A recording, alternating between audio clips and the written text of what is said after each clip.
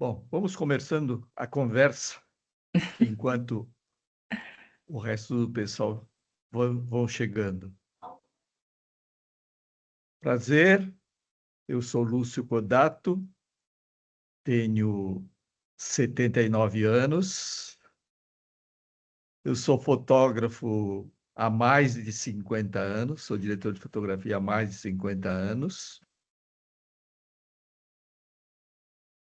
Comecei com fotografia de estilo.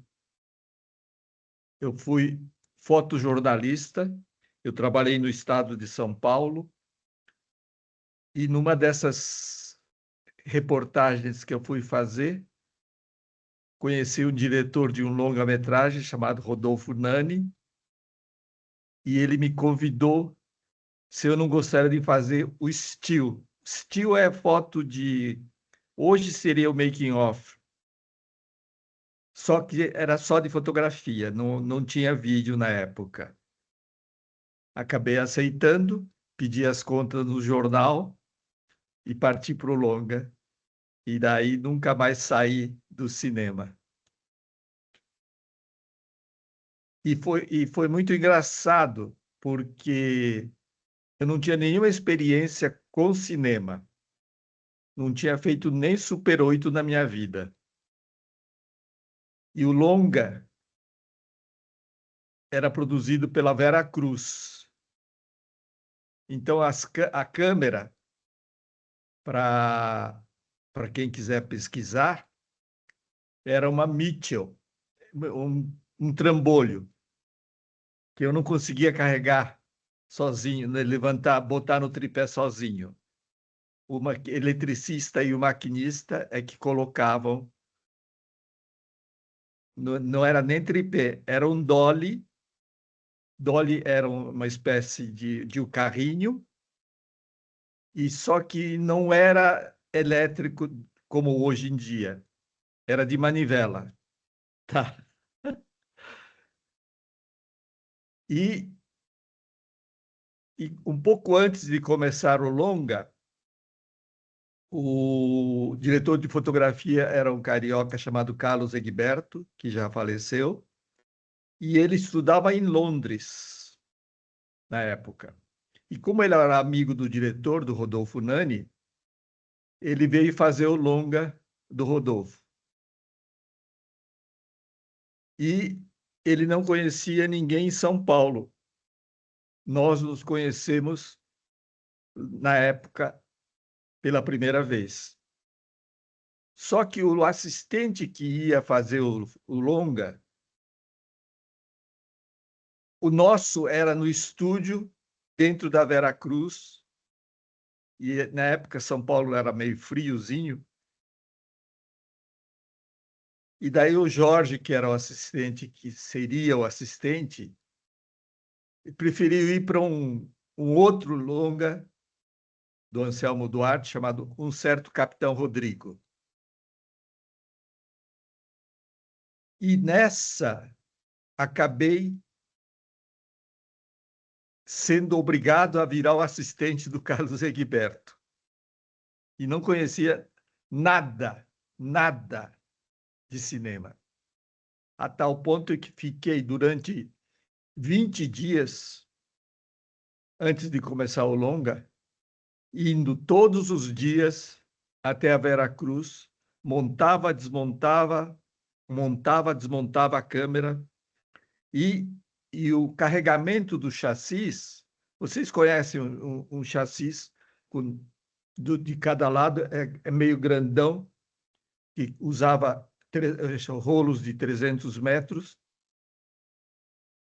e eu não tinha noção do que seria a correção de foco.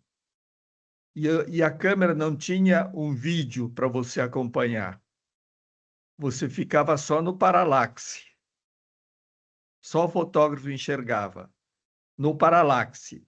Nem ele enxergava o que estava filmando direito, porque a gente deslocava o chassis para a esquerda, ficava direto no despolido da película.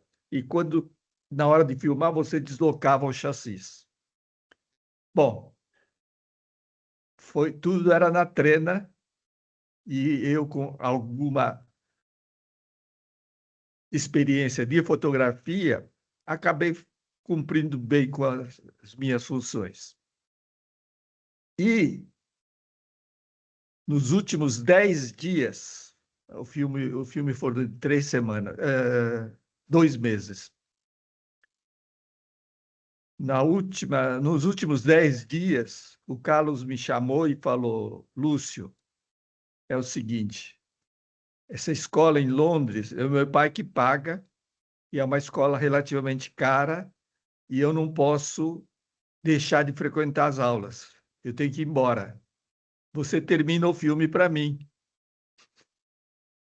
O cara é louco, né? Porque eu não tinha nenhuma experiência com cinema, mas o cara também de última hora ele não tinha com quem deixar o bebê, então acabei assumindo.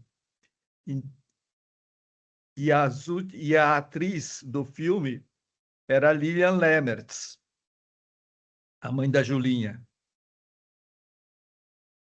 Eu falei, que roubada que eu estou entrando, né? E a gente tinha uma filmagem na Estação da Luz, onde praticamente não teria luz para iluminar aquele negócio. E a gente trabalhava com arcos de carvão que pesava muito mais que a câmera. Mas eu, como tinha uma experiência de fotografia, acabei puxando o negativo um pouco. Sabe o que é puxar, né? É dar uma revelada e o banho é um pouco mais quente e deixa mais tempo na revelação. Então, o filme era 64, na época chamava ASA, mas é ISO, 64 ISO, com filtro 85, que o negativo era de luz tungstênio, não era de luz do dia. E como a estação era aberta e luz do dia, tinha que botar um filtro 85, e isso caía para 64 ISO, ASA. E era um pouco crítico o diafragma. Eu precisava pelo menos 4 para ter uma certa tranquilidade, porque não tinha nem assistente de câmera mais. Eu tinha que fazer tudo sozinho. Quando fui ver o copião, eu tremia, né? Ia para o cinema e assistia o copião do negativo, ia para o laboratório, eles faziam uma cópia sem correção, sem nada, só para a gente poder assistir.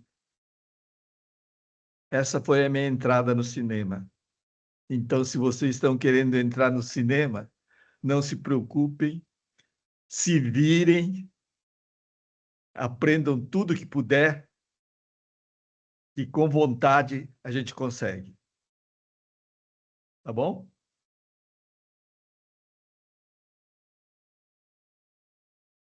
Bom, depois eu fui para fazendo esse comercial.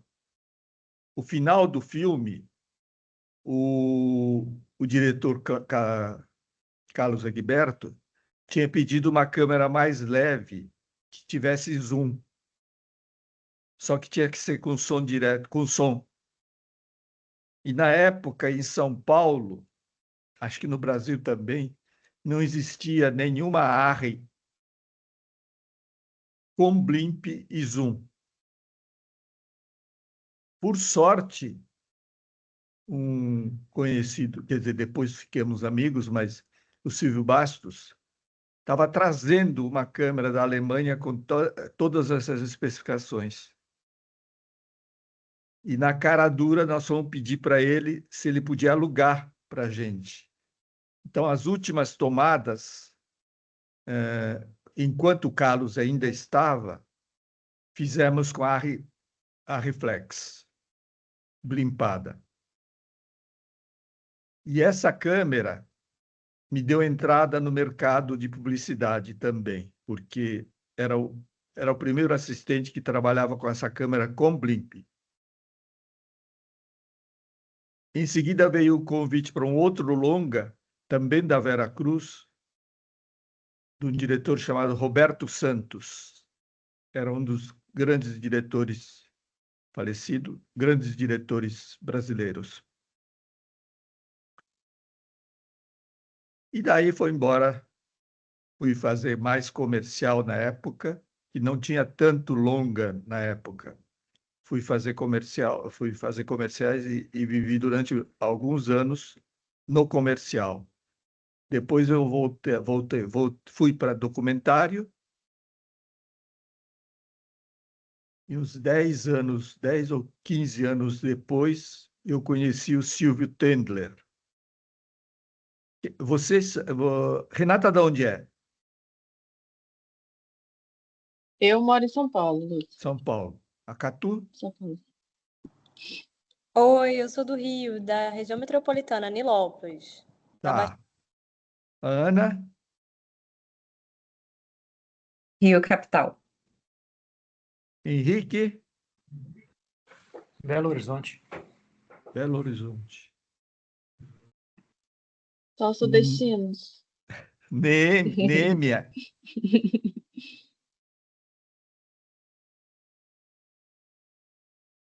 Acho que ela está fora. O Bom, Neemias, eu acho que ele também é daqui do Rio. Eu é acho que do eu sei Rio. quem é. Você sabe. Tá bom. Bom, daí eu conheci o Silvio Tendler. Eu fui fazer uma reunião no Rio. Era muito menor o mercado, tanto do Rio como de São Paulo. E a gente praticamente, num boteco, conhecia praticamente todas as pessoas que trabalhavam no ramo. E o Silvio estava trabalhando, começando um projeto chamado o Anos JK. E também recebi, você não quer fazer assistência de câmera para esse filme, para esse documentário? Eu falei, topo. Só que aí em 16. E também 16 não era tão fácil de achar a câmera blimpada, porque os filmes do Silvio são todos de entrevistas, então precisava ser de som direto, poder som direto. E não sei se, provavelmente vocês não conhecem, mas a televisão usava muito câmera 16 para fazer as entrevistas. E chamava CP, Cinema Product, era a câmera utilizada pela televisão. E na televisão, o som era captado direto na película. Tinha uma fita magnética aplicada no negativo e o som era captado diretamente por esse negativo. Bom, daí nós fizemos o JK, daí continuei morando no Rio por um tempo, depois fizemos Django, e depois fiz milhões de filmes com o Silvio, não sei quantos foram, mas foi uma amizade de quase 50 anos, até a morte dele no ano passado. Bom, as conversações, nós vamos falar de vários filmes. Vocês chegaram a ler o programa do filme, o programa da aula? São as listas de filmes, né? Isso. As previsões. Uhum. Nós vamos conversar um pouco sobre tudo que é cinematografia em cada um daqueles filmes. Tem épocas, tem filmes americanos, tem filmes europeus, tem os filmes orientais, japoneses e chineses, basicamente. Ainda não entrei Entrei com um filme coreano para falar que não estou muito atrasado. E nós vamos discutir um pouco sobre luz, enquadramento, lentes, alguns processos de fotografia, que são os high speeds. Alguém assistiu o My Blueberry Nights, Beijo Roubado? É de um chinês chamado Wong Kar-wai. Wong Kar-wai era chinês, não é chinês, só que ele nasceu no continente. E, num período, ele resolveu sair para Hong Kong, que tinha mais possibilidade de fazer cinema do que na China continental. E como o chinês que ele falava era continental e Hong Kong é um mandarim, é digamos, hoje é a língua oficial da China, mas China tem cada região tem um dialeto e é difícil de você se entender se você não conhecer o mandarim. E quando ele foi para Hong Kong, a mãe dele levava ele para o cinema para ouvir o mandarim e começar a aprender o mandarim.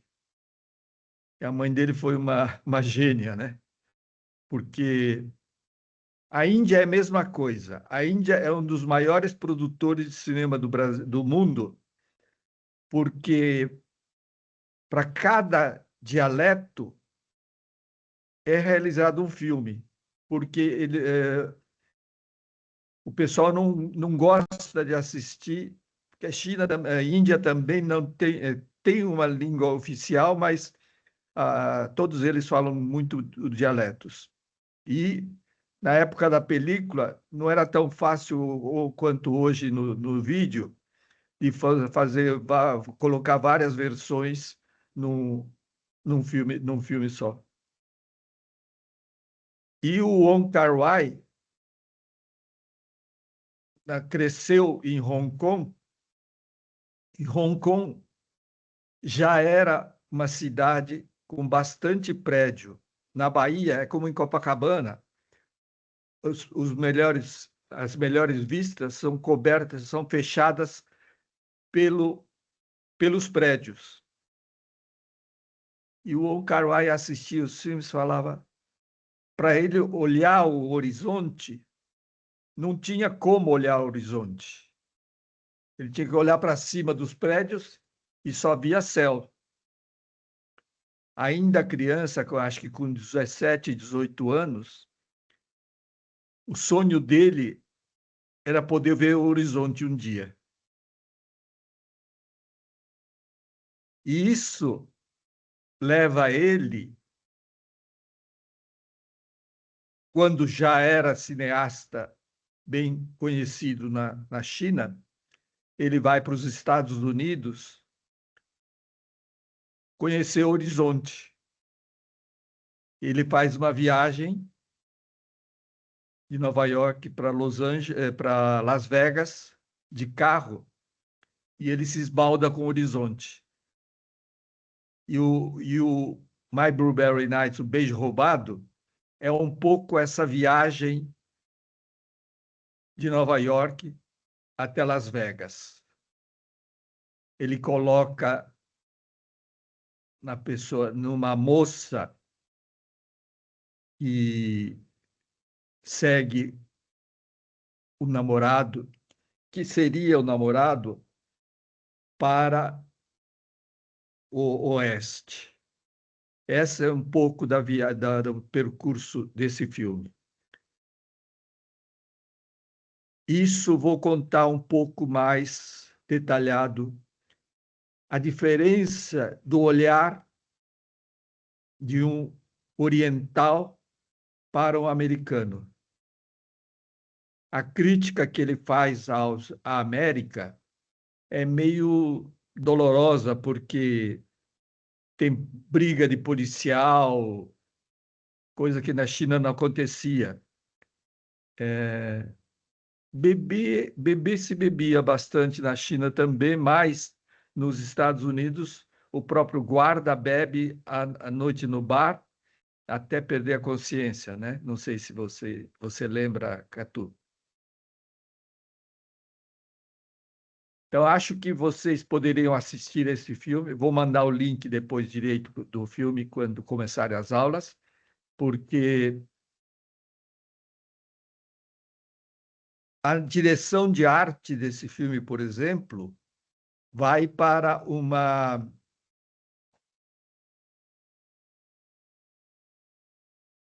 O primeiro bar que eles começam a conversa, a luz tem neons azuis e vermelhos no fundo. E a luz principal é uma luz normal. Isso remete à América, né? Azul e vermelho. Então, toda a preocupação de direção de arte era de enquadrar no quadro alguma coisa azul e vermelha no começo para mostrar que estava na América. E o começo é onde o dono do bar e a moça que está procurando, ela queria ir encontrar o namorado no apartamento, mas ele tinha saído e tinha sumido.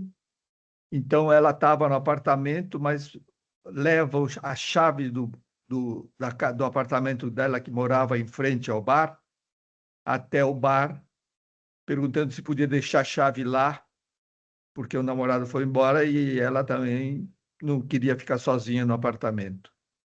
E aí começa uma certa relação entre os dois, só que depois ela resolve sair viajando. Vai para uma outra cidade, vai seguindo e chega em Las Vegas também.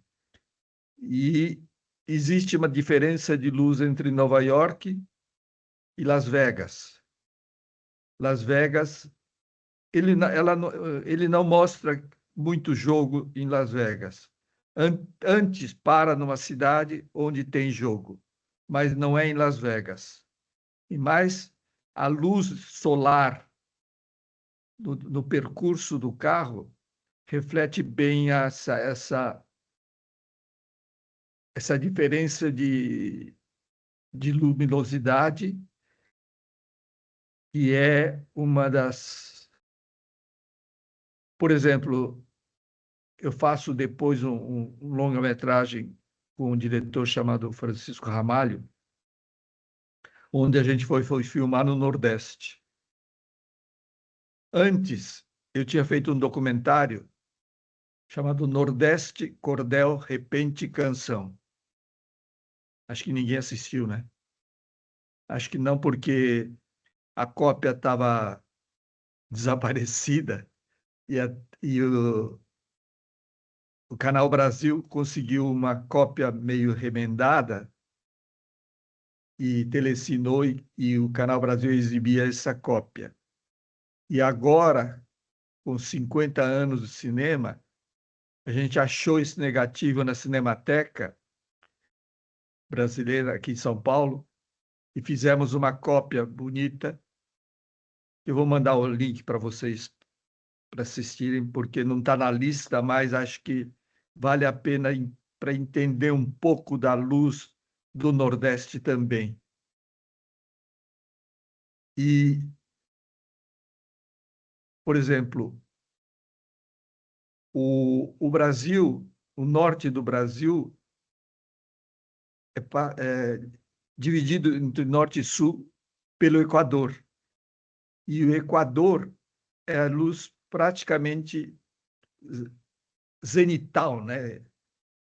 É perpendicular ao rosto da pessoa, por exemplo. Então, é difícil você escolher uma hora para fazer os closes, porque a sombra é inevitável, né? Então, quando você vai para o sul, por exemplo, a luz é muito mais rasante. Por isso que falam que a luz do sul é mais bonita. Não é que é mais bonita ou menos bonita. É a luz da geografia, da posição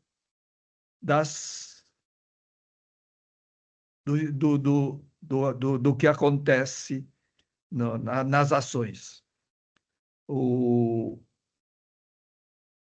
Andrucha, junto com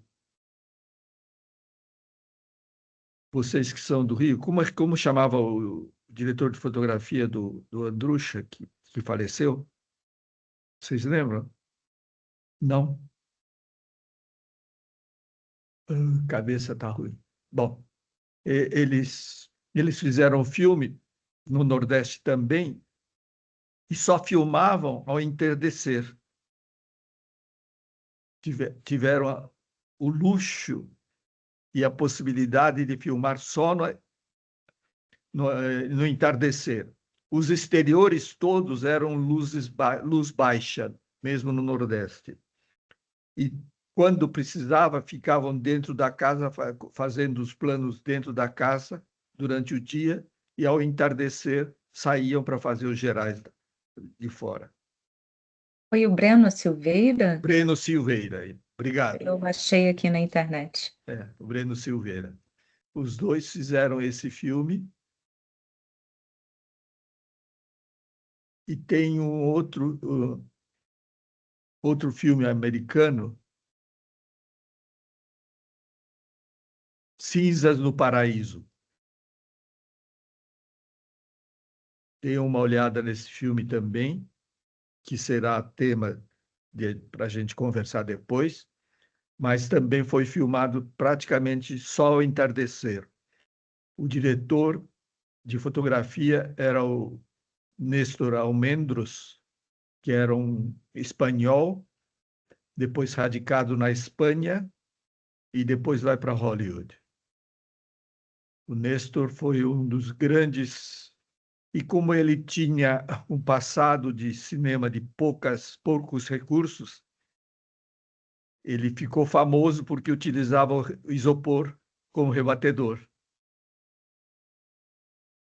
No cinema de Hollywood era meio impensável usar um pedaço de isopor para rebater a luz, né?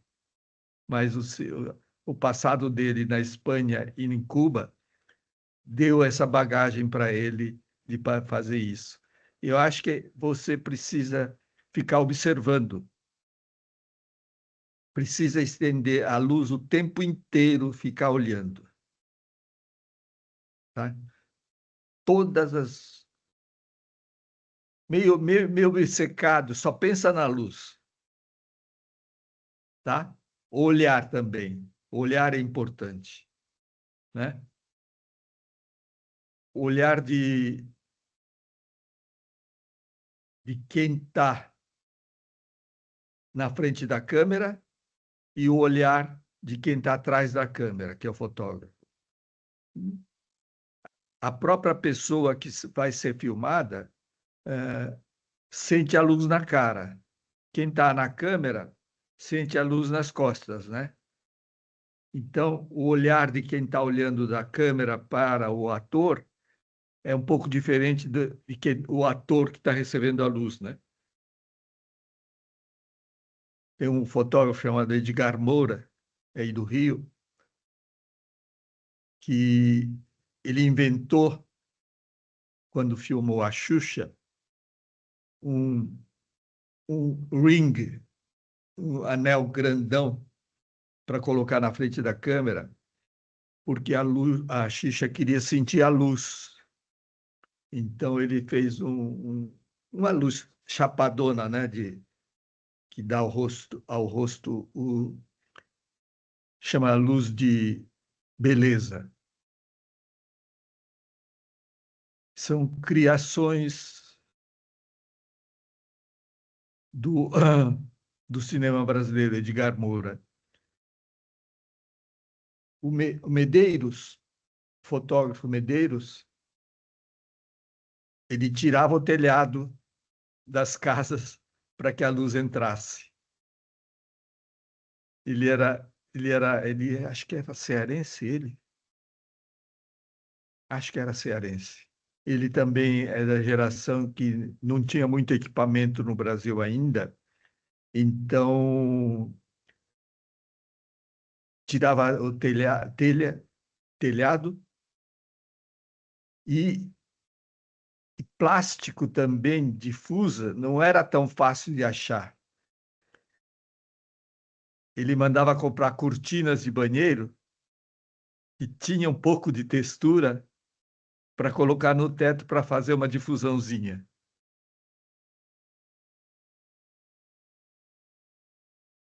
Tá? Então, são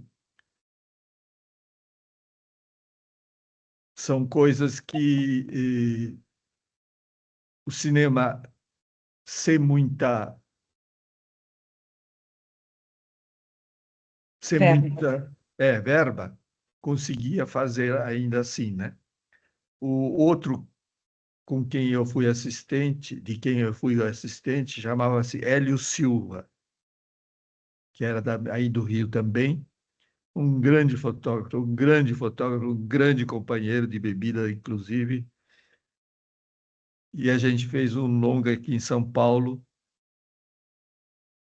na região de Sorocaba, aqui em São Paulo, que é meio cheio de pedra, parece meio do Nordeste. E o filme chamava Anjo Mal. E a atriz era Adriana Prieto, que na época era casada com Walter Hugo Cury. E o Walter era o produtor do Anjo Mal. E o Elinho falava: Lúcio, vem cá, te ensinar como se canta uma atriz. Como assim? Vem cá. Adriana, é o seguinte, você vai dormir comigo hoje? Senão eu taco o espelho na tua cara de luz, que você não consegue nem abrir o olho. Ele era muito engraçado, muito engraçado. Ele foi um dos... E no Rio tinha, também já faleceu, mas o Dib Luft era um câmera de impressionante câmera na mão do Dib. É um clássico do cinema brasileiro, são os movimentos de câmera que ele fazia na mão. E não eram câmeras muito simples de segurar, mas ele era meio fortão. Ele trabalhava com uma câmera chamada Cameraflex, uma câmera francesa, só que era meio desengonçado de segurar, porque não foi feita para trabalhar na mão. Hoje se pensa muito, mesmo nas câmeras de vídeo, hoje existem equipamentos que você pode botar no ombro relativamente simplesmente. Mas na época não era. Mas o Dib fazia, tem uns planos que ele sobe escada, que é o clássico dele, sobe uma escada e você percebe, acha que é uma grua que está subindo quase, tá? Vocês se interessaram pelo curso por quê, Renata?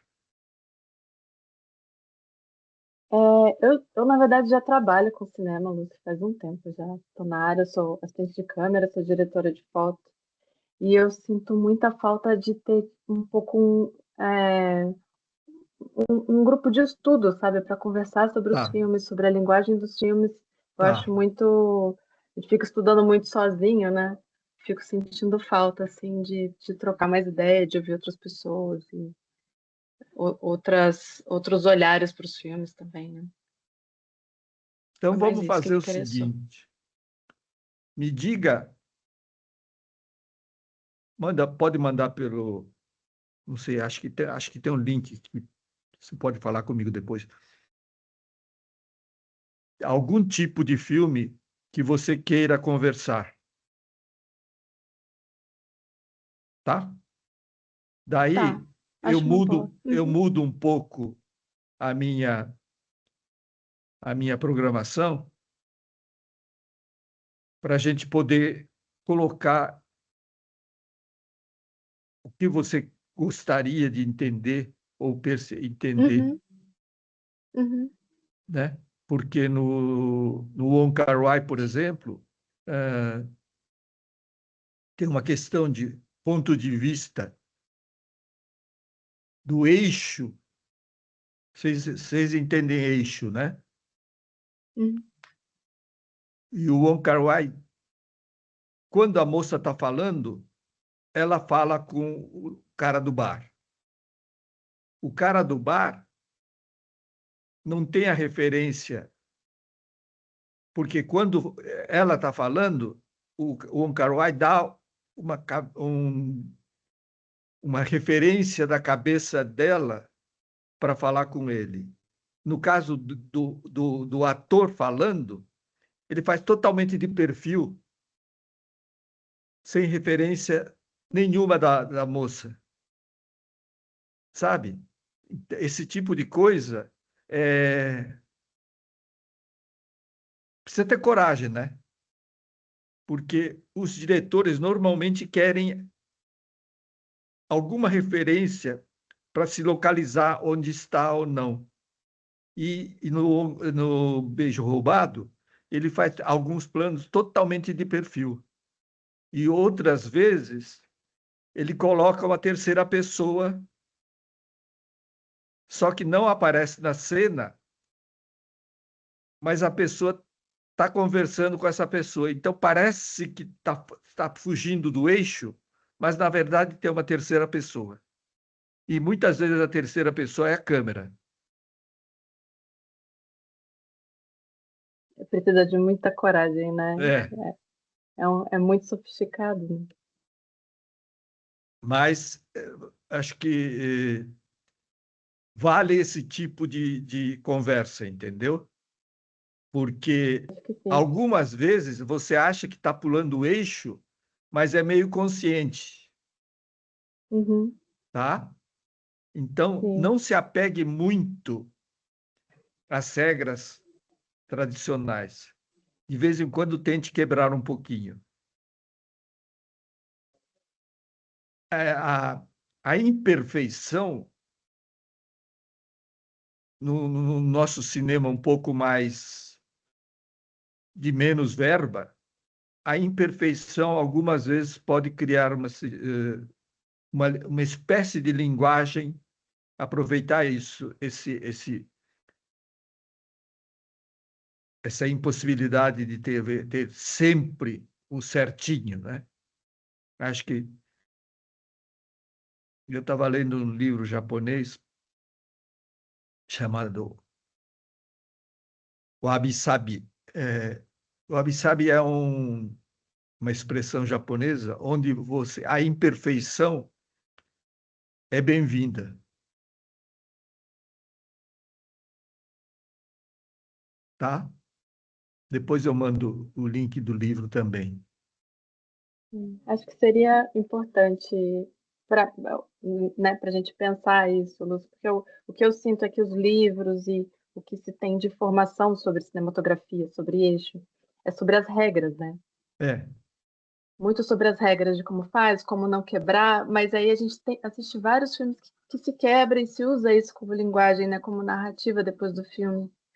Mas aí sinto falta disso, da gente trocar, como pensar isso e trocar, sabe? Ah, eu fiz dessa vez, estava rolando, era uma situação assim, um clima desse jeito, eu pulei o eixo, eu trouxe essa câmera, eu tirei o over the shoulder, não era geométrico, não era simétrico, plano, eram de baixo, de cima. Quebrar um pouco, né? Ou usar para outros motivos que não seja fazer um contra-plongé para transformar a pessoa numa coisa poderosa, mas é a única coisa que um contra-plongé diz, ou diz outras coisas. Você usa uma grande angular no contra-plongé, sabe? Eu sinto muita falta de trocar isso, né? Essa coisa da fotografia é um pouco solitária, né? é, é bastante Esse solitária, processo, assim. porque toda a responsabilidade sobra para você, né? Tá certo? E você tem que decidir sozinha, algumas vezes na pressa, outras vezes dá para pensar, mas normalmente é sozinho, né? Eu gostava, por exemplo, a hora do almoço eu gosto muito, porque eu gosto eu como sou idoso, eu brinco e passo na fila do almoço, como, e depois eu fico num canto, fala, me dá um tempinho agora para ficar matutando e resolvendo algumas questões que surgem, né? Porque no set não dá tempo de você ficar discutindo essas coisas. Você tem que resolver sozinho. Eu tive um assistente que foi bastante participativo, que é o Jacó Solit-Renick. O Jacozinho, hoje é um grande fotógrafo. Um grande fotógrafo hoje. A gente ele foi meu assistente durante muito tempo e foi um parceirão porque ele entendia o que estava pensando e, dava os palpites dele também. Então, acho que é importante esse tempo e essa. É que a gente tinha um pouco mais de tempo depois das filmagens.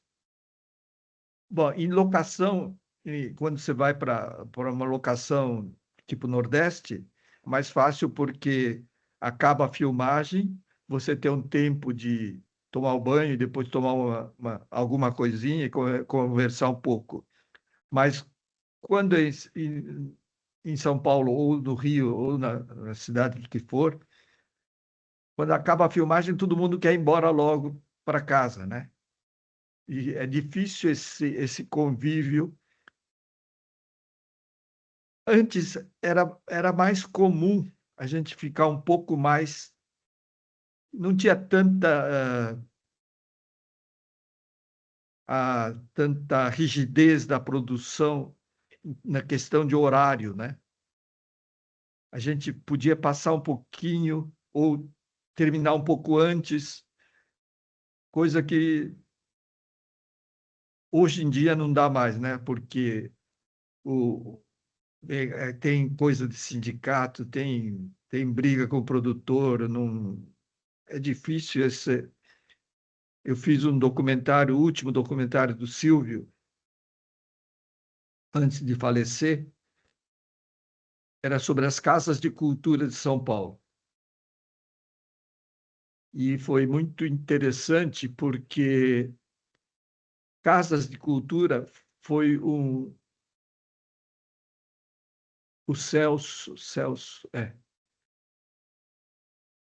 um cara que desenhou Casa de Cultura e implantou no governo do Gil. Quando o Gil era o ministro, ele implantou praticamente várias cidades do Brasil casas de cultura. E, e veja que coisa interessante. E o Papa Francisco morava na Argentina, não era Papa, mas ele veio conhecer as casas de cultura e queria que fosse instalado em toda a América Latina as casas de cultura. E são coisas que acontecem quando você está antenado. Daí o Papa Francisco chamou o Silvio Tendler para dirigir um documentário sobre casas de cultura do Brasil. E eu tive a felicidade de estar nesse projeto. Nós fomos ao Vaticano para conversar com o Papa. Ele queria várias coisas, né? Queria esporte nas escolas do mundo da América Latina, queria a arte envolvendo as casas de cultura, principalmente a arte ele achava importante. Então, as danças folclóricas, ele achava importante as casas de cultura desenvolverem isso. E o próprio cinema, ele queria um documentário que mostrasse as casas de cultura com todas as culturas das regiões. Então, nós filmamos várias casas de cultura da periferia de São Paulo, e foram 2 meses entre idas e vindas. A gente filmou durante uns 20 dias. Filmamos 20 dias, mais ou menos. Mas foram 2 meses entre uma parada e outra. E aí, finalmente, agora, estou marcando a luz agora. O Silvio deixou praticamente montado, ficou com 2 horas a montagem primeira dele, e a gente teve que diminuir para 1h40. Para documentário, é bem longo, mas pelo material que tem, vou apresentar um corte para vocês depois. Vocês filmaram em digital, Lúcio? Filmaram em película? Sim, não, é digital. O Silvio, as entrevistas do Silvio são muito interessantes. Ele não quer aparecer na entrevista, mas ele quer ficar do meu lado da câmera. Eu faço câmera, nesse caso do Silvio, eu faço a câmera. Alguns longas já não faço tanta câmera, mas nesse faço a câmera. Ele fica do meu lado, ele fica olhando no monitorzinho, eu coloco o monitor para ele, só para ele. Ele fica olhando e ele é tetraplégico, né? É cadeirante. Então tem que deixar meio grudadinho, as rodas do carro atrapalham, batem no, no tripé de vez em quando, mas a gente uma relação de 50 e poucos anos, então só de olhar a gente sabe o que ele está querendo. E foi meio assim também no Django. No Django, a gente filmava em película. Ele fazia uma pequena conversa com o entrevistado e ele falava, põe chassi zero. Não tinha filme, né? Só que o ruído da própria câmera, o entrevistado sente, né? Aparecia que estava filmando, mas ele captava só o som e nem sempre. Daí, depois que esquenta a entrevista, a gente colocava chassis, porque não tinha tanto negativo. No vídeo, 3 horas direto é comum. Falava, Silvio, você não quer ir ao banheiro um pouquinho para... Não. E daí o assistente sofre, porque tem que ficar trocando o cartão, enquanto está tirando o primeiro cartão, o segundo cartão. Hoje as câmeras permitem você trocar de cartão e formatar na câmera, mesmo com a câmera rodando. Mas na época tinha que parar para formatar a câmera, formatar na câmera, porque o cartão não dá para ser formatado no computador, porque todos os metadados que saem da câmera são metadados, por exemplo, se você quiser recuperar um pouco de informação meio perdida do cartão, você, dependendo das circunstâncias, você consegue recuperar, né? Isso só é possível quando você formata na câmera. E a gente, no começo, era só uma câmera. Depois que ele ficou tetraplégico, ele não tem mais a mobilidade, facilidade de mobilidade, então a gente começou a usar uma segunda câmera também. Mas no começo era uma câmera só e falava, vamos para lá, vamos para cá. A gente saía correndo de um lado para o outro. E sempre teve um técnico de som. Mas quando viajava, eu viajei muito com ele. Eu viajei os Estados Unidos inteiro na Alma Imoral.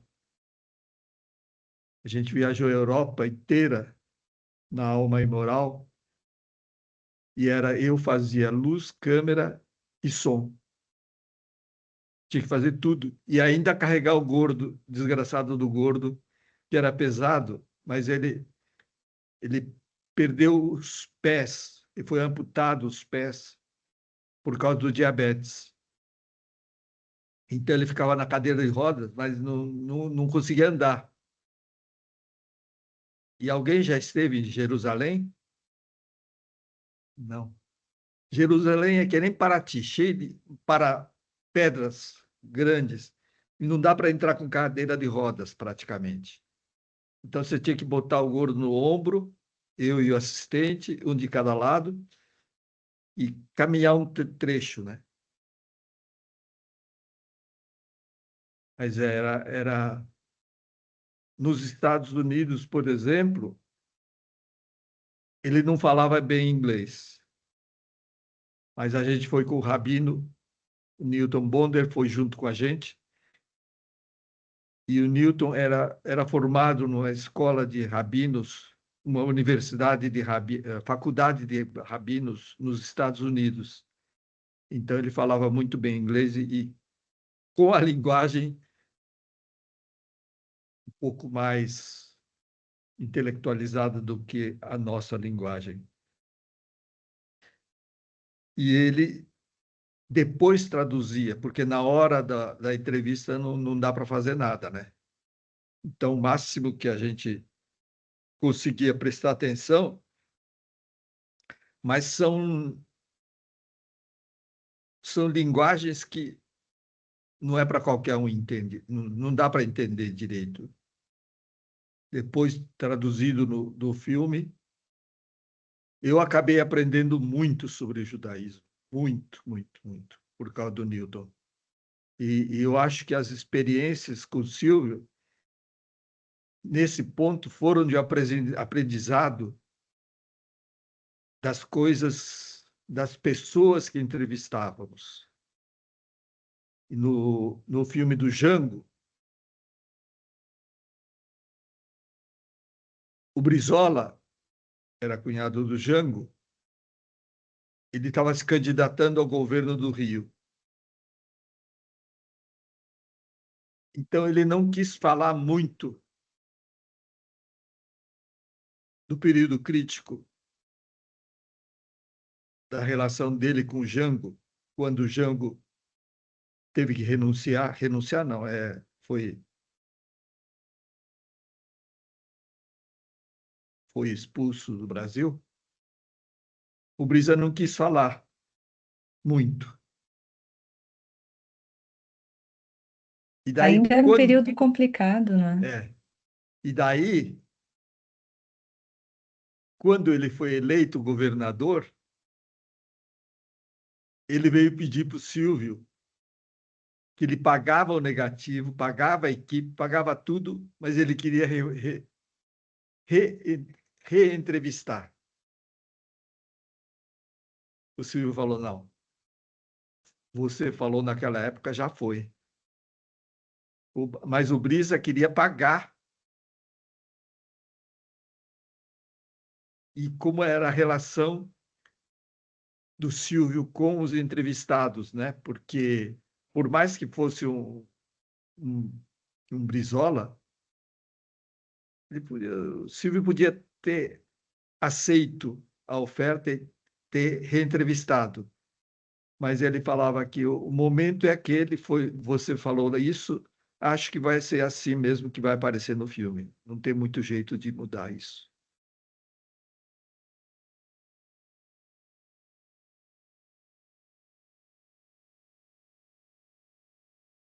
Ah, tu tá por aí ou não? Não. Henrique, então, você. Eu tô sim. Então fala o que você quer. Deixa eu abrir aqui, eu fui pegar uma água. Opa, boa noite de Boa novo. noite.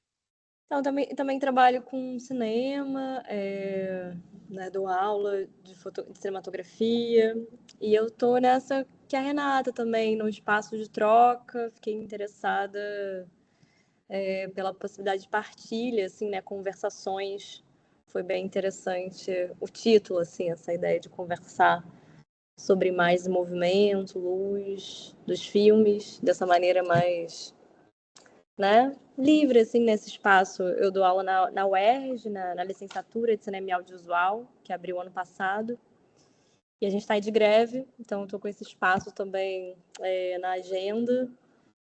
E aí foi isso que me motivou, mas também trabalho na prática, né, em projetos autorais, independentes, mais na área atualmente da direção, mas também já tive experiência na direção de fotografia, assistente de câmera.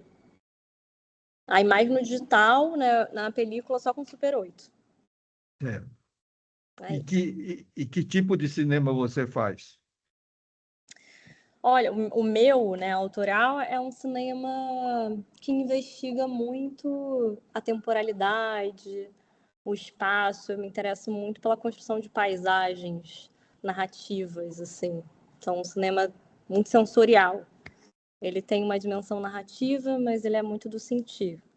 E tem um tempo que eu tenho investigado paisagens em torno da água, dos rios, na Baixada Fluminense, e feito filmes que têm esse fluxo da água, do rio. Então tem uma narrativa ali sendo contada, mas o meu desejo enquanto cineasta é movimentar uma experiência que nos leve a sentir um rio. E é um pouco isso, nesse momento. Eu tenho um... Vocês conhecem um fotógrafo chamado Maureen Bisiliat? Não, É uma inglesa, irlandesa, morou na Argentina e no Brasil. E eu conheci... Ela está com 95 anos hoje. O acervo dela foi comprado pelo Instituto Moreira Salles. E quando eu tinha uns 20 anos, teve um carioca meio maluco chamado Cláudio Kubrusli, que era irmão do Maurício Kubrusli, que trabalhou na Globo, mas ele era jornalista no estado de São Paulo. Foi quando conheci o Cláudio através do Maurício, e o Cláudio montou uma escola de fotografia chamada Em Foco. Foi uma grande escola de fotografia. Tipo Cláudia Andujar, vocês conhecem? Não, também não. Conhece? George Love, era um americano. Luigi Manprim, era um fotógrafo de uma revista chamada Realidade. E eu tive a felicidade de ter aula não, palestras, conversas com eles. E isso me abriu definitivamente para fotografia e para cinema. Eu estava fazendo cursinho nessa época. E como eu tinha um laboratório em casa, eu gostava de fazer ampliações e testar, experimentar ampliações. E isso serviu para mim depois, quando comecei a copiar os filmes de longa-metragem. E no papel você tinha 1, 2, 3, 4, acho que, né? De graduação de contraste do papel.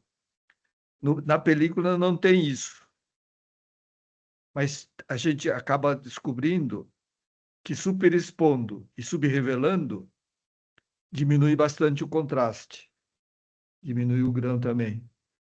Ao contrário, vocês expondo e aumentando a revelação, você aumenta o contraste esse tipo de coisa a gente fazia nos longa-metragens. O laboratório ficava louco, né? Porque mudar a temperatura do banho de um laboratório de cinema não é mole. Mas a gente, claro que não era um rolo só que a gente revelava tudo de uma vez. Mas a gente praticamente parava o laboratório para revelar ou subrevelar, ou sobre-revelar, puxar e subrevelar, né? Esse tipo de coisa a gente fazia pela experiência de fotografia. Então, acho que para ser fotógrafo é importante você dominar a técnica da película, né? Ainda hoje existem laboratórios fotográficos que você pode revelar a película, né? Voltou outra vez, inclusive, e tem filmes agora, bastante filmes que você pode comprar. Tem 16, acho que tem Super 8 também. E dá para revelar. Você compra o negativo com, acho que chama Runner, o cara, eu não sei o nome do cara, mas ele compra, você compra o negativo e ele manda para revelar lá em não, ele está mandando para a Espanha, acho agora.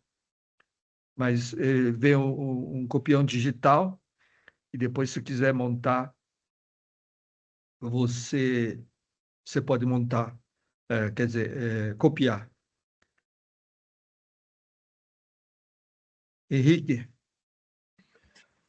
Boa noite, gente. Olha, eu tô com as meninas. Eu acho que também é isso mesmo. Falta um lugar de diálogo, de estudo. A gente fica cada um estudando sozinho em casa, né? E tá cheio de gente aí querendo trocar. Mas eu acho que a sua experiência tem muito para ensinar para a gente, né? A gente trazer o que a gente quer aprender. Eu acho que qualquer coisa que a gente falar, você tem muito mais referência que a gente. Então, acho que a gente tem muito mais para escutar a lista de filmes que está proposta, né, no curso. Eu acho uma lista super interessante. Muitos dos filmes eu só ouvi falar, são poucos os que eu conheço, mas ouvi falar bastante. Mas acho que a gente tem muito para aprender. é importante assistir filme, tá? Principalmente nessa fase da idade de vocês, assistir tudo que puder assistir. Eu fiz um documentário chamado O Turista Aprendiz. Não sei se vocês viram o filme do Murilo, Turista Aprendiz. Não. O Murilo Salles fez um filme baseado. Turista Aprendiz foi a viagem do Mário de Andrade antes de 1922. 1922 foi a Semana da Arte em São Paulo. Em 1919, o Mário já era, ele é de uma família de posses, ele fez todo o percurso da costa brasileira, captando música. E depois, acho que 2 anos depois, ele volta para a Amazônia e faz o percurso do Rio Amazonas, saindo de Belém até Porto Velho de barco. E a Maureen, de quem eu fui aluno, me chamou e falou: Lúcio, eu ganhei uma sala na Bienal e ela era só de fotografia, então não entendia muito de cinema. Eu quero montar uma sala na Bienal com um documentário sobre o turista aprendiz, viajar de Belém a Porto Velho de barco, e isso ser exibido na Bienal. Falei. Eu ganhava um bom dinheiro na publicidade, bom dinheiro. Então, podia me dar ao luxo de ficar 2 meses sem trabalhar mas trabalhando no outro projeto. E saímos eu, não tinha assistente, uma câmera 16, eu tinha comprado uma Atom, levei a minha Atom, tinha um técnico de som, tinha Maureen, e a gente tinha um produtor, porque o Jacques, que era o marido da Maureen, era um bom copo, e eu também gostava de tomar uma. E no barco, no Rio Amazonas, um calor desgraçado, a melhor coisa é uma cerveja, né? E tinha Serpa. Qualquer lugar que a gente parasse, Serpa tinha. Gelo é que não tinha. Mas a gente descobriu que os pescadores sempre tinham gelo, de alguma forma eles arranjavam gelo. Então o produtor era obrigado a arranjar uma serpinha, gelo e uma carninha ou um franguinho, qualquer proteína para a gente não ficar muito bêbado.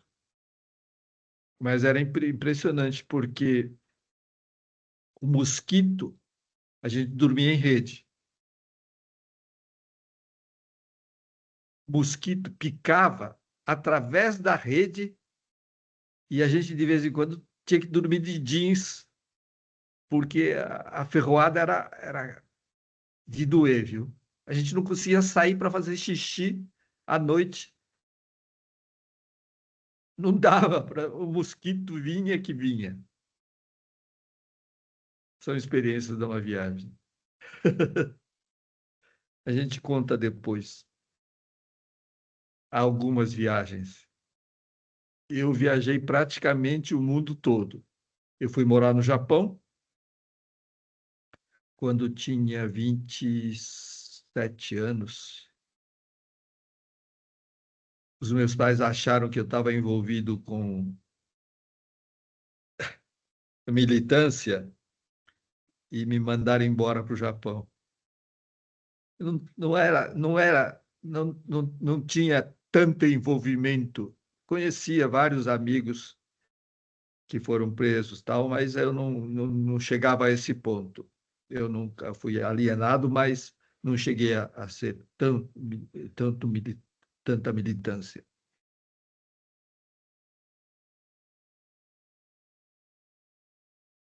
Tá bom?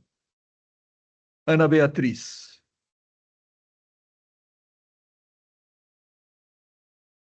Sem som, microfone.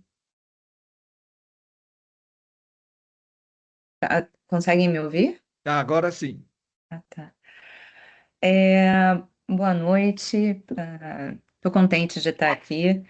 Eu já estou estudando aqui na já estou aqui na ABC fazendo curso de pós.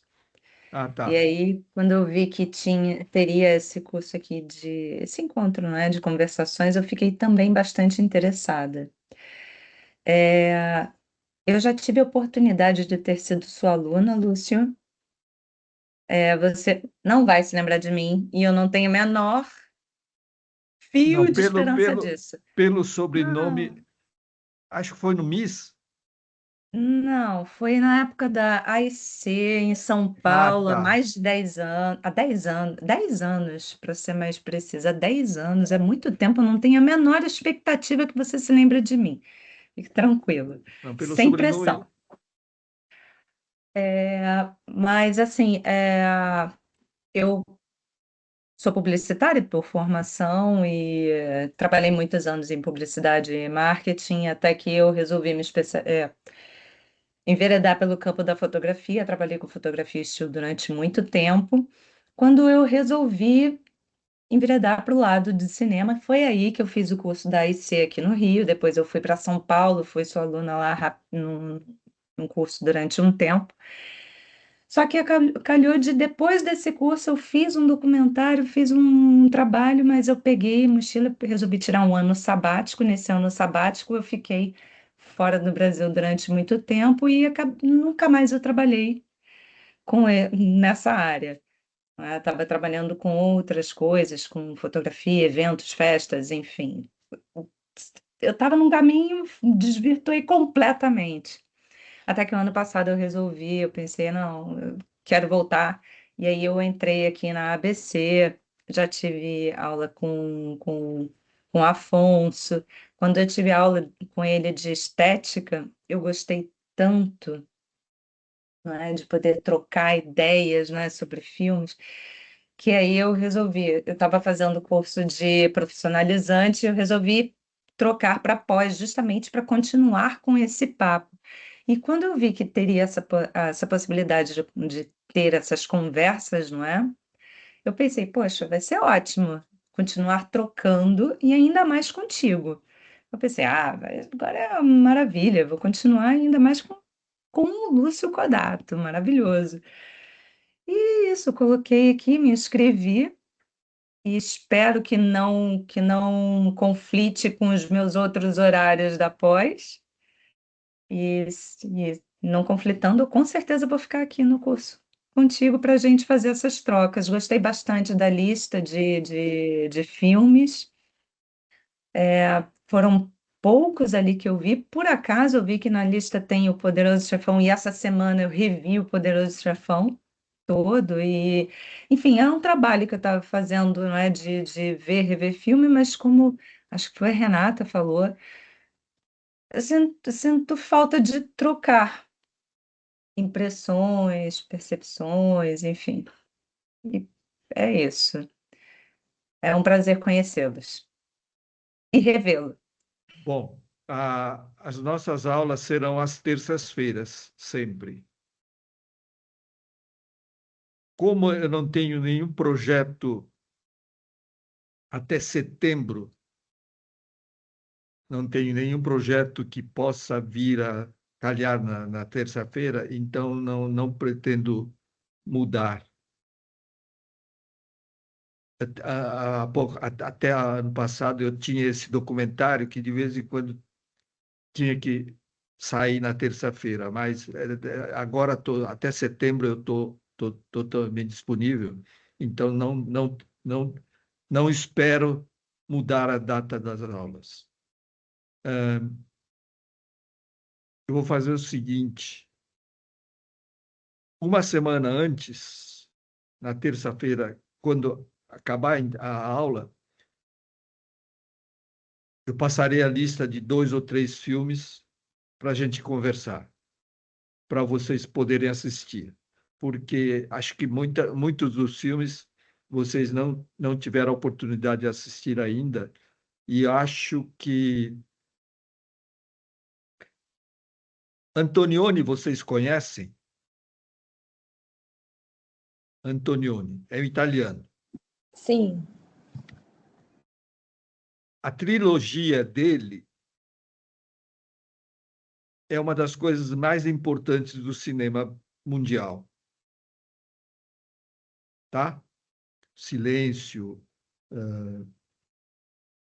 Eu vou dissecar um pouquinho sobre Antonioni, porque é o começo de uma nova linguagem no cinema e tem branco e preto e colorido.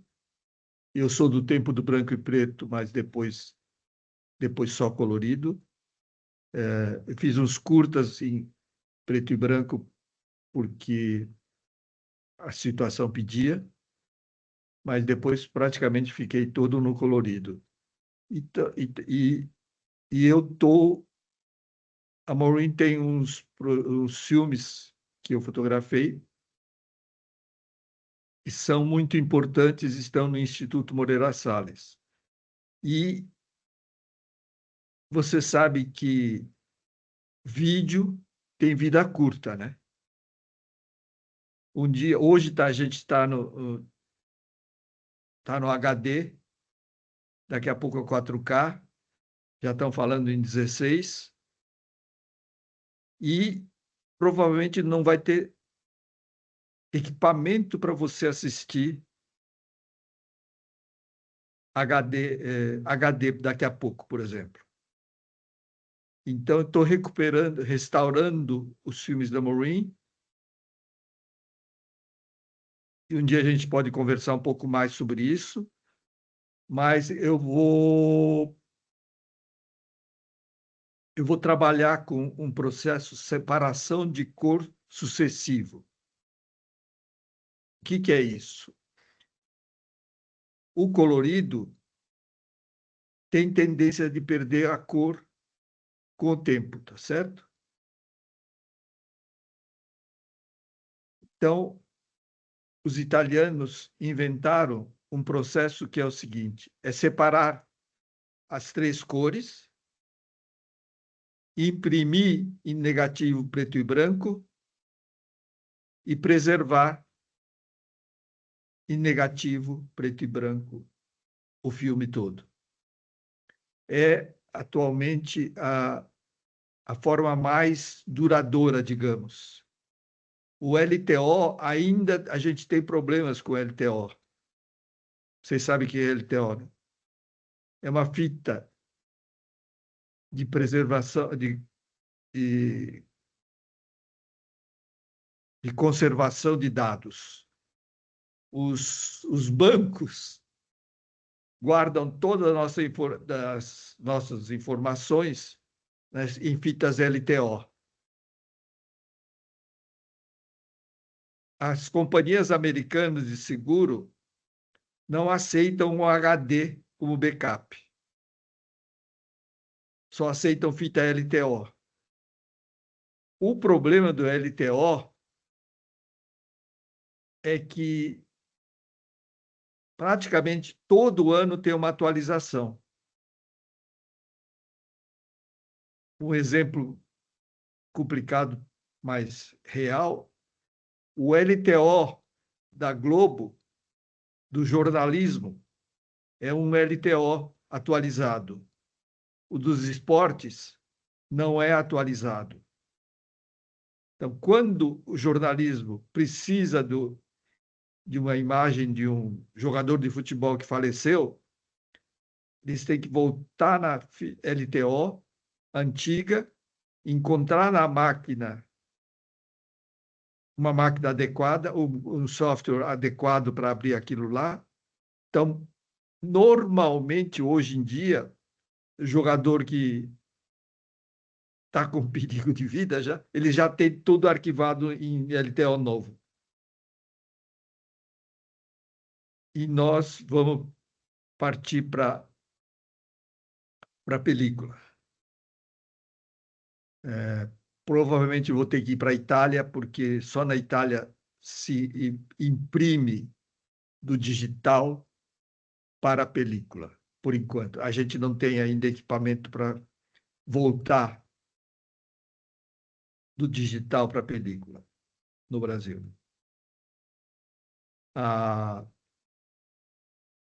Tem um cara que trabalhou no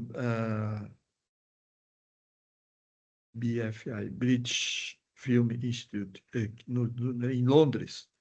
Ele restaurou todos os filmes ingleses para... ele deixou em digital por enquanto lá, não dá para salvar tudo. Mas países pequenos como a Holanda, tal, a maioria está fazendo isso com os filmes mais importantes, eles estão transformando em película. E por sorte, eu vou tentar fazer no Brasil. O Instituto me liberou uma verba, então estou trabalhando nisso. Mas é um trabalho lento que o scanner faz 5 fotogramas por segundo.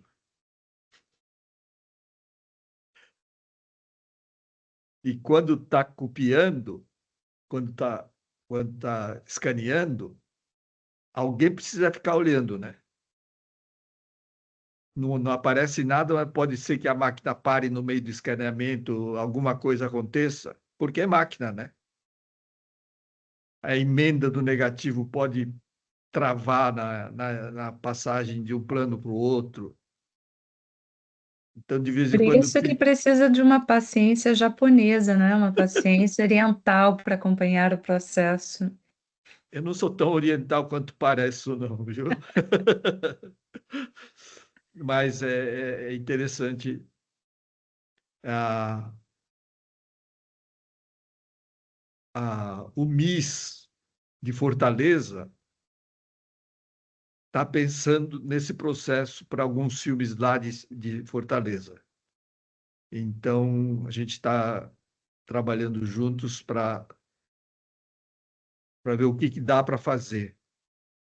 A Federal do Rio, a UFF, também montou um departamento de restauro e de preservação. Por enquanto está só no digital, recuperando o digital, mas existe esse mercado com grande potencial. O Silvio Tendler, por exemplo, a Nana é a filha dele, que está cuidando do acervo do pai, mas o Silvio era meio relaxado. Então, tem fitas que estão se perdendo, porque fita magnética acaba grudando com a umidade, vira uma maçaroca que não dá para salvar. Película ainda dava para. No filme JK, por exemplo, a gente pegou os materiais da TV Tupi e a televisão fazia, de cada matéria, fazia um rolinho desse tamanho, sem batoque. O negativo, usava reversível, né?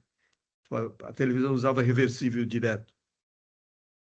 E foi feito algumas cópias para usar no filme. E quando a gente foi restaurar de verdade, nós fomos para Nova York. E a fita acaba enrugando assim, meio. E o cara de Nova York falou: Vocês conhecem Nova York? Não. Então faz o seguinte: vai passear por Nova York e daqui a 20 dias você volta, porque nós vamos tentar recuperar os filmes para ver se passa em alguma copiadeira. E sabe o que eles faziam? Eles mergulhavam o filme outra vez em água, só água, e amolecendo o filme para deixar plano outra vez. E trabalhavam na vertical, porque o risco, a emulsão ia descendo também, ia fechando os riscos também. E trabalhavam na horizontal, porque soltava essa amolecida que dava na emulsão, algumas sujeiras desciam. O cara contou isso, falei, tá bom, eu vou passear. E se você esquenta muito, derrete, acaba perdendo a imagem, né? Esse limite é uma coisa de maluco, é uma coisa de maluco. Hoje ninguém faz isso mais, não tem mais laboratório praticamente para fazer isso. Então a gente vai brincar um pouco de conversar sobre isso. Tá bom? Então, por hoje, obrigado pela presença. Maravilha. Obrigado, Lúcio. Prazer, Muito gente. obrigada, Lúcio, Lúcio. Lúcio, você vai estar na Semana BC? Estarei lá, sim. Não, É? não vou Tá estar bom. todos os dias. Tá bom. Amanhã não. Amanhã é quarta-feira. Amanhã começa. Amanhã é quarta, exato. Eu estarei lá. Tá, vou te procurar lá então. Vamos conversar mais um pouquinho.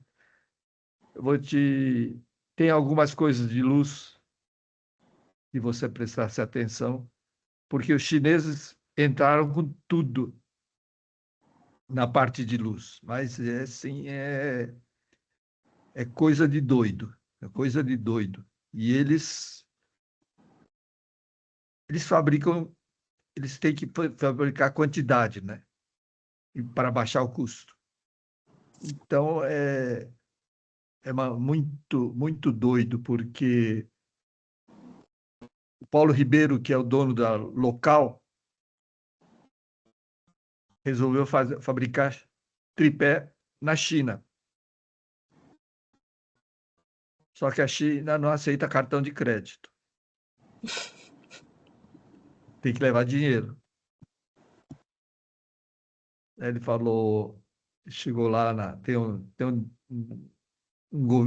departamento do governo para quem quer fabricar coisa lá.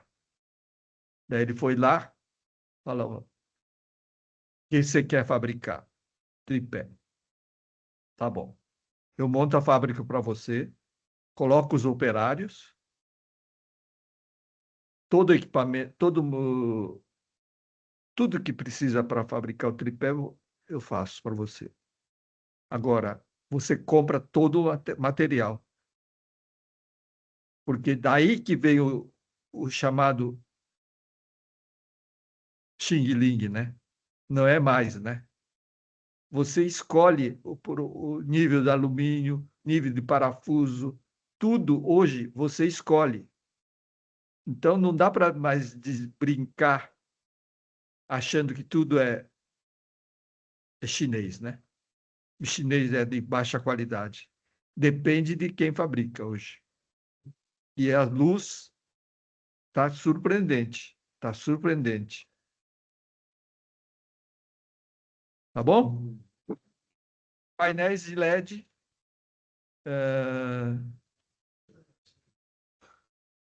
Produção virtual já é realidade, tá? Vou te mostrar, vou te apresentar o pessoal da Quanta, que tem um dos melhores painéis. Você ouviu falar da Full Motion? O Alziro está dando aula lá. Ele também tem uns painéis muito interessantes. E hoje é tudo sincronizado, o painel com a câmera. Se a câmera faz uma panorâmica, o fundo vai correndo no espaço que você precisa. E tudo isso já é realidade. Daí fizeram um comercial de praia com aquela cantora Anitta. A Anitta ficou encantada, falou, não vou filmar mais em locação nenhuma, quero tudo aqui no estúdio. Eu te apresento lá, você vai ver lá a filmagem um dia. O pessoal está muito disposto a mostrar. O fotógrafo usa Sony última geração, que tem sincronismo com a tela. E os painéis são de pixel bem pequeno. Acho que hoje está em 3 milímetros. 3. Não sei se é 3, não sei. Sei que está cada vez quase não sente o pixel, né? Tá bom? E luz também, e câmera tem alguma coisa, vou lá, falo que você é minha aluna, eles vão te atender melhor. Combinadíssimo, então. Tá bom? Se vocês puderem aparecer, vai de amanhã até sexta-feira. E sábado, quem quiser boca livre, tem a festa de encerramento e de premiação. Estarei lá. Tá bom? Até mais, gente. Até o Maravilha, curso. Então. obrigada, Até, gente. Lúcia. Boa Até. noite. Não sei que dia que começa a 19, é isso? Acho que é 19, né? Terça que vem. Não, acho que não é terça que vem, é? Eu não. Aí, deixa eu comentar isso, porque eu vim para aula, né? Para essa aula aberta. Eu não sei se eu vou conseguir tá ao longo do curso. Como a UERJ está em greve, tem essa Ah, tá. perspectiva de sair de greve e voltar da aula. Mas foi ótimo esse encontro. Não vou conseguir estar em São Paulo, vou estar acompanhando as repercussões. Sempre acompanho as mesas da ABC. Então, um bom encontro para vocês aí. Obrigado. Boa noite. Boa noite. Boa Até. noite. Tchau, tchau. Até mais.